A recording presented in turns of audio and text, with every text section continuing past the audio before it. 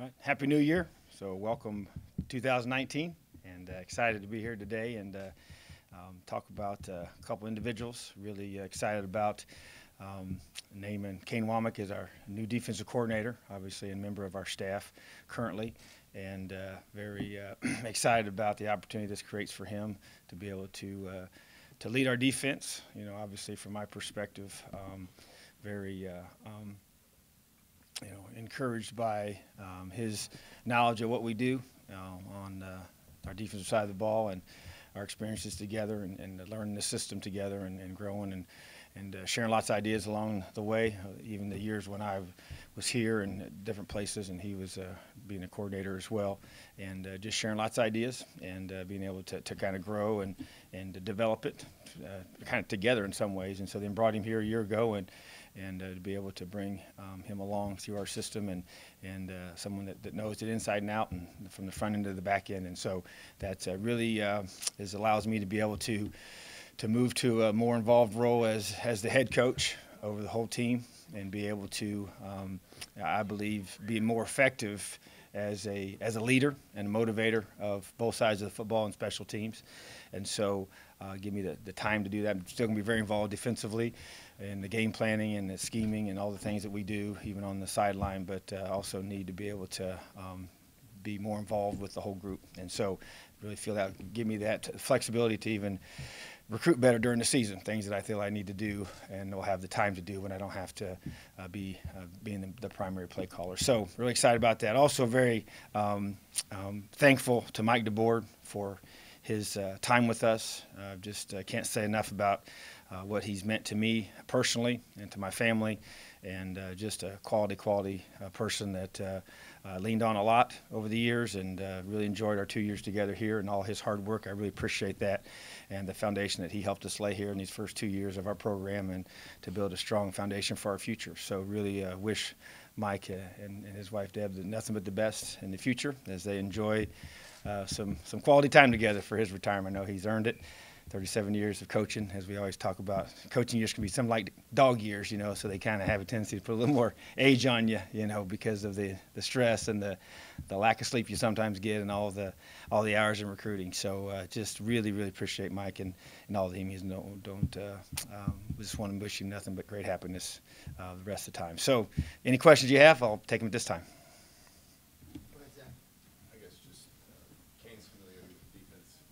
Last year, but I imagine working with something similar through his career.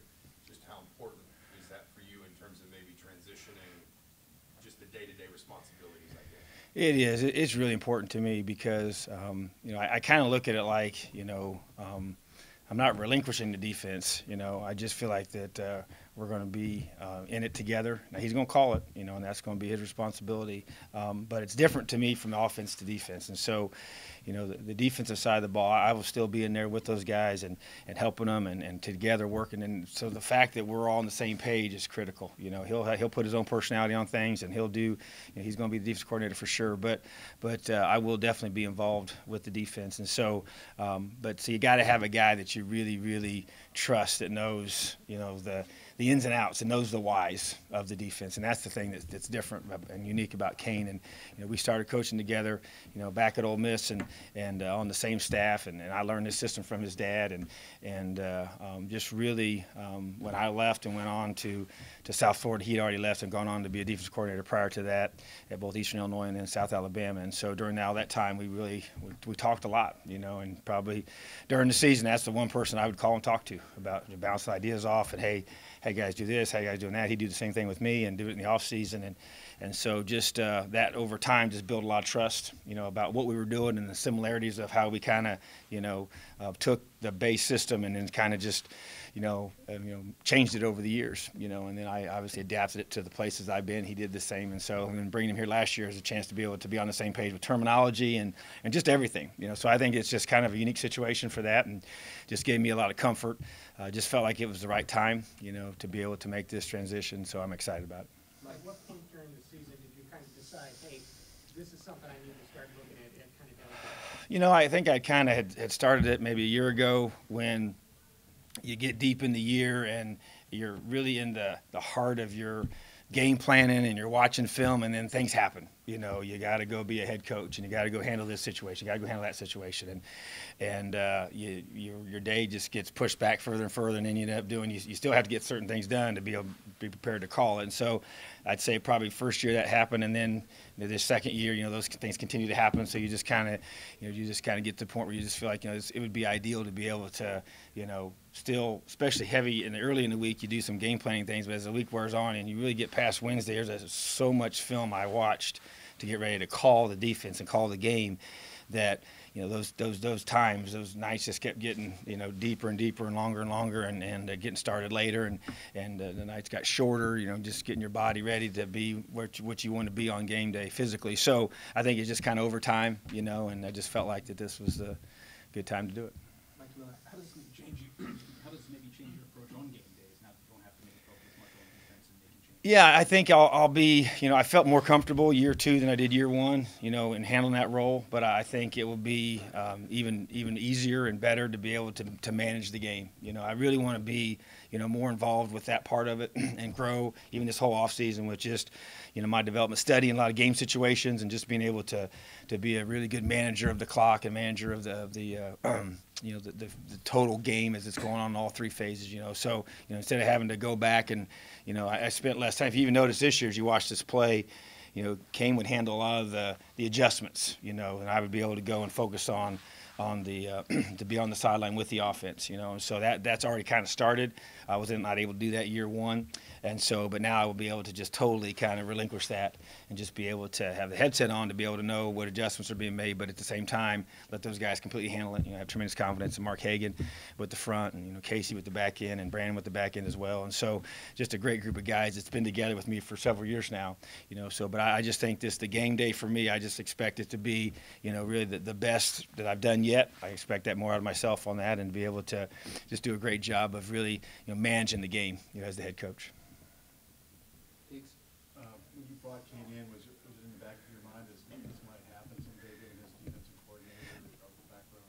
I think so, you know, and you know, as he and I talked, and I didn't really know, you know, I didn't put like a timetable on it because you don't want to always kind of paint yourself into a corner, but yeah, I think that there's something that for sure, you know, we had thought about and thought would be a good next step for both individuals. You know, I think he was ready for that, and he wanted to have a guy that's called it before, you know, at the Division I level, which he has, and did a great job. I always talk about the fact that when I got here, you know, when we were, you know, really trying to get the culture changed defensively, and we were, you know, one of the top teams in the country, number 1 in some areas. Well, his was defense. He was turning around. South Alabama was like right there with us, you know, and so he was doing the same thing at his place, you know, and so you know, I cut my teeth out. South Florida, that was my first Division I coordinator's job, and he got his first Division I coordinator's job at South Alabama in a similar situation. So very similar, you know, opportunities that we've been given, and you know, he actually left our staff as a GA, went right to Eastern Illinois as a D coordinator, which is very unusual to do that. He's he might have been the youngest in the country at the time. I know he was the youngest Division I D coordinator when he was at South Alabama. So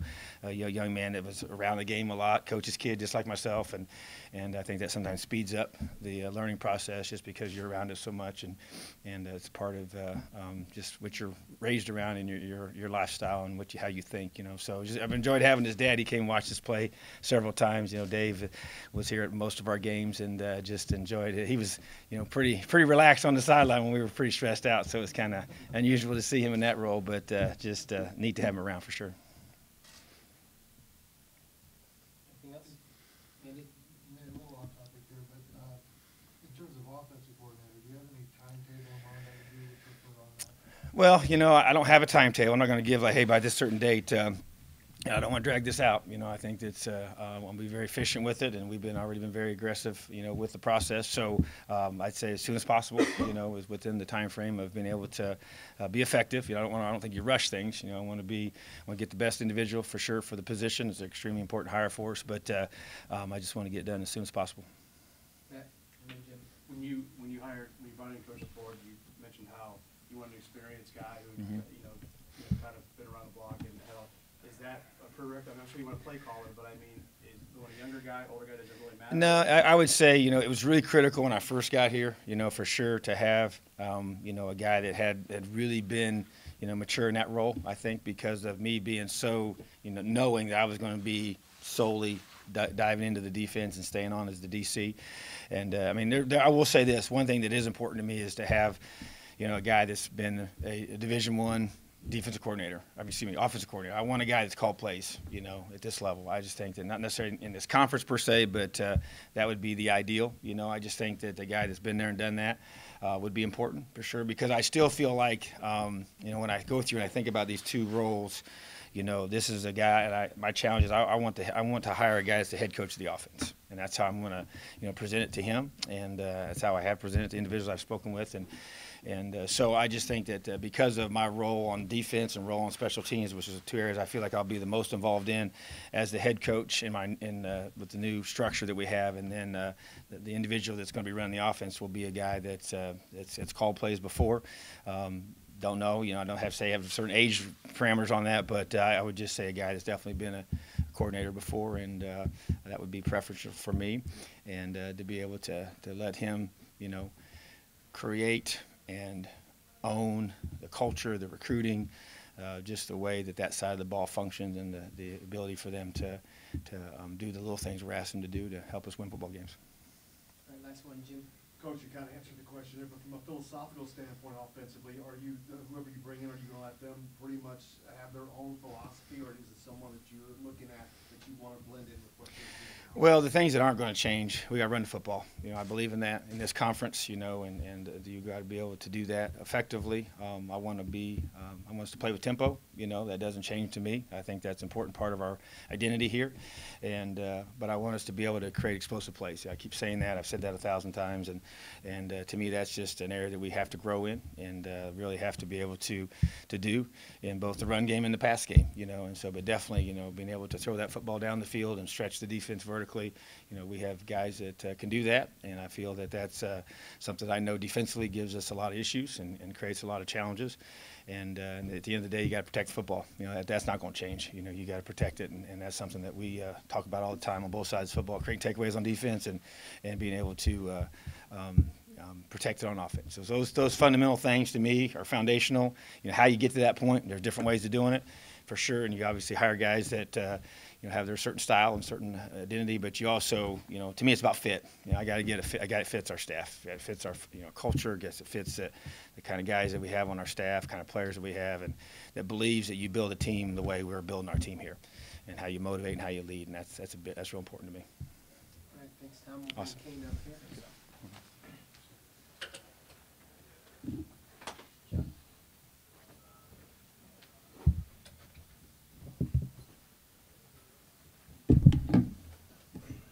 Kane, why don't you give a statement and then we'll take questions? Yeah, just tremendously excited to lead our defense moving forward and work alongside Mark Hagan and Casey Teagarden and Brandon Shelby, guys that I've gotten to know really over the last couple of years.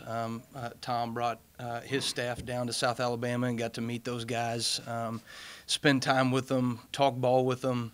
Now I've gotten to know their families and just a tremendous group of guys that I'm excited to get to work with. And I think our players are really hungry. I think, we make no bones about it. The end of the season left a bad taste in our mouths, and I think that we all know that we're capable of a whole lot more, and I think we're excited to begin the work in that. So really an exciting challenge for us, and the opportunity to work with Tom in this role now as the defensive coordinator and with him as a head coach is really, I get emotional somewhat thinking about it, just because it's been something that I've dreamed of for a very long time, to work for a guy that I believe in, that I trust, that I know, and to be able to do that hand in hand and accomplish the things that he has set for our team on a macro level, to be able to put my full weight and influence behind our defense is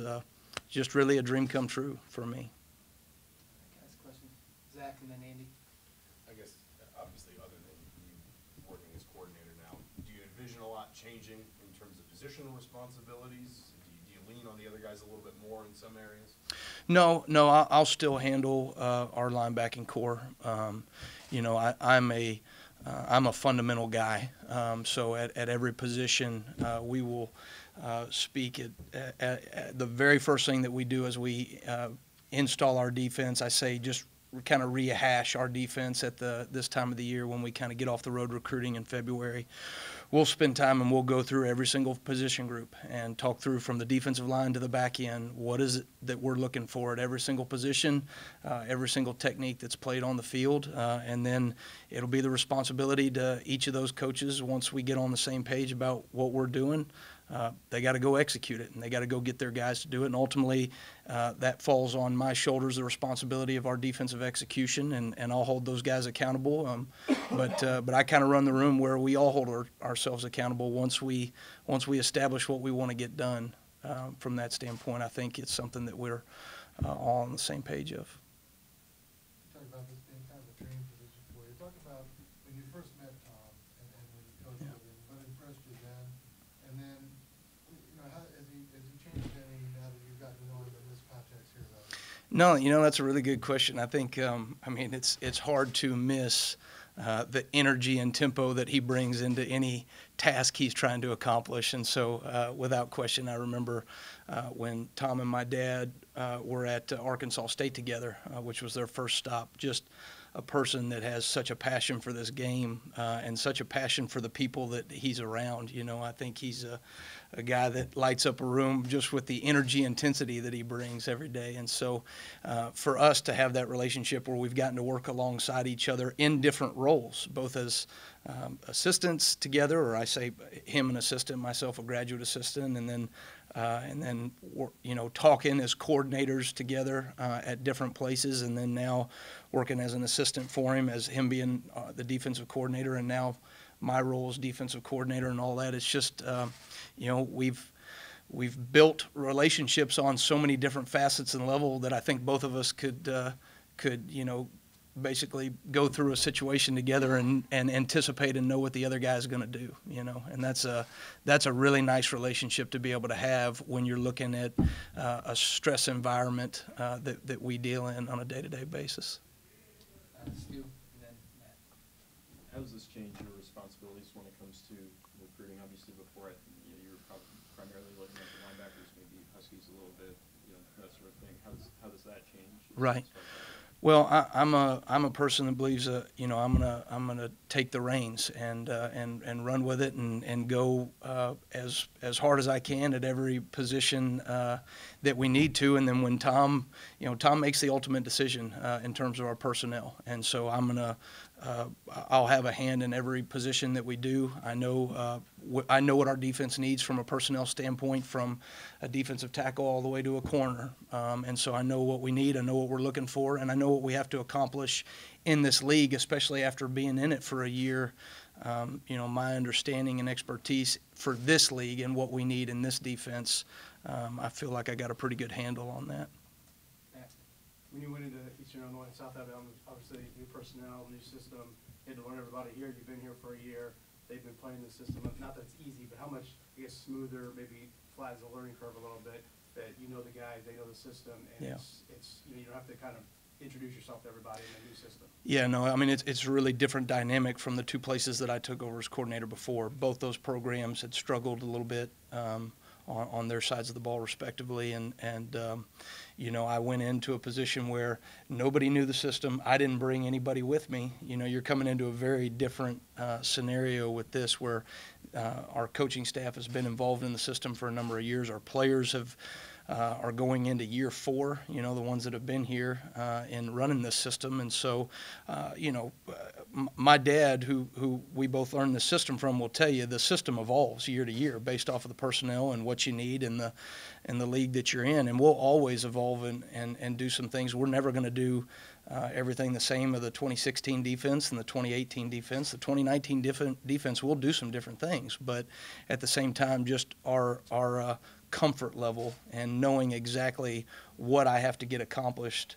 over the next 8 months until we start the new season, there's definitely an easier learning curve from that regard. Zach. Just to kind of, bounce off that, what do you think, as you both obviously kind of worked in the defense in a number of different spots and worked with Coach Allen, how do you think maybe the way that you two think about what this system can do has evolved? You're talking about what him and I, the differences, or just what we think What about? you think, just the way the scheme has evolved for Yeah.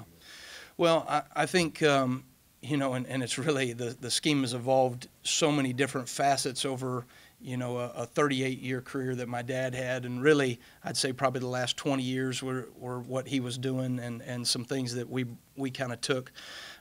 You know, you didn't have to deal with, even up a couple years ago, you didn't have to deal with some of what I call the vertical RPO game, which is, you know, those run pass options that they're now. It used to be just throw a bubble screen out to the left or the right in the sideline, everybody go chase the ball and get them down. Right now, teams are starting to stretch you vertically down the field and still have the ability to run the football, and you got to make a split-second decision. And so some of the things that we've had to adapt our defense in that regard has changed. And then the next week, you know, you go play a team like Michigan State that gets in 22 personnel. So it has to be a very versatile system in this league, but you also have to be able to play the length of the field and the width of the field, both vertically and horizontally, and then you also got to be able to get in there and play some big boy football. So that is certainly something this league challenges you. Pigs and the Met.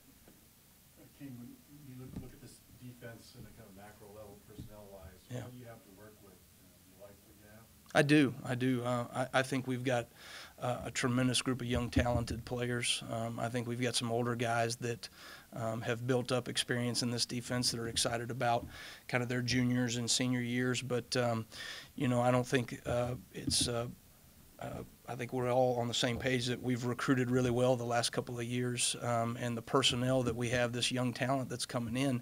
You know, we took some licks with some of those guys, you know, this year, but they gained phenomenal experience, and some played at a very high level. So for us, I think that we've got a really good group. I think, you know, you're losing a couple guys on the interior defensive line. I think that we've worked hard to kind of address some of those issues from a recruiting standpoint. I think we've done that.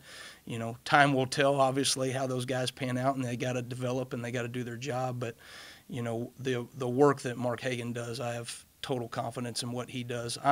I've worked in the defensive line. I've coached the defensive line in this system. It's something that I care deeply about, and it really all starts up front from that standpoint. But I think making sure that our defensive line up front, especially on the interior, will be probably the biggest focus that we need to address. That was kind of my question, but obviously you mentioned playing a lot of young guys. You always say you get better from game one to game two. Mhm. Is your belief that guys really improve from year one to year two when they played as much as they have? And obviously at safety, your position linebacker, you played a lot of first-year guys, Yeah. D linemen. I mean, how excited are you to get those guys in year two and see how Yeah. much growth they've made? No, there will be a tremendous improvement with some of these guys going from year one to year two. It just, you know, and that's experience talking and just seeing these guys and the way they adjust. We're able to play young players because we keep the defense simple enough for young people to come in, learn it, and go execute at a high level. So for them to even come in and be able to play and execute, I think our defense allows that. But then when they get that experience, you know, they get into year two and they go, oh, I've seen this, or I know this, or I anticipate this a little bit better, is really a major deal for us in terms of that year one to year two transition. And when Coach got here, yeah, was not very good defensively. Obviously, he changed that culture. Did Right. a great job, put his stamp on it. What can you do to put your stamp on this defense now going forward? No, I think that's a really good question. You know, I'm a culture guy, and I'm a fundamentals guy. So what I want to do is there's at times when you have some younger guys out there on the field, I thought Coach led us really well with a young group of guys to be able to just go out and execute and do their jobs. But at times I think there were times on the field where we went and we executed and did our job, but there was a certain swagger that you have to play with in this league that you saw in 2016 and 17 that probably with some younger players we didn't get to see as much of in 2018. And I think Coach knew that, he recognized that and anticipated, and we adjusted our defense accordingly. But I think the thing that I really look forward to building is a swagger and a confidence in our group that when we walk on that field, we're 11 bad jokers that are ready to inflict our will onto our opponents. So that's something that I think is really exciting about this group of players because they're a pretty hungry group, and some of them got a nasty edge about themselves that allows you to create a culture that guys want to be a part of.